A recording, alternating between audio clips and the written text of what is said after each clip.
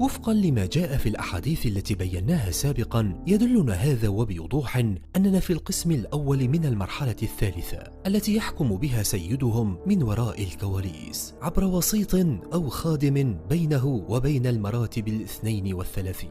وقد وجدنا هذا صراحة في الدستور الخاص للتنظيم الهرمي الذي أشرنا إليه سابقا في وثائقي فرسان المعبد، إلا أنه أوقف وحذف بشكل قصري، وسيعيد أندوريا طرحه من جديد في مذكراته قريبا.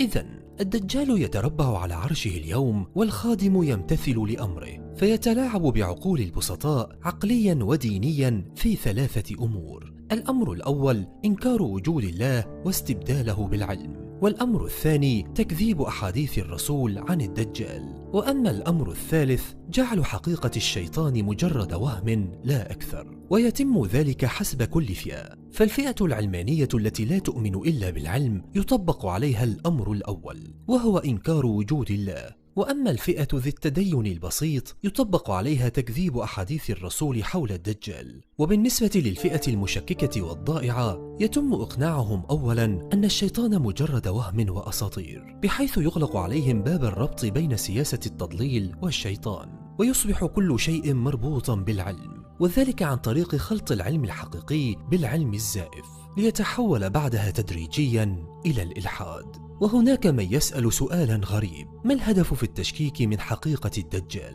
وهذا سؤال يدل على أنه أقرب للفئة الضائعة بين اليقين والتشكيك، لأن الهدف من ذلك هو محو ذكر الدجال بين الناس حتى ينسوه ويصبح مجرد أسطورة من الأساطير. وعندما يخرج عليهم ويدعي الألوهية يكون أغلب الناس نائمين بعدما أيقنوا أن لا وجود للدجال، فيصدقونه ويتبعونه. وأما من يعلم بحقيقته مسبقا ويخشى الله قد يكون له نصيب ممن سينجيهم الله من تلك الفتنة العظيمة.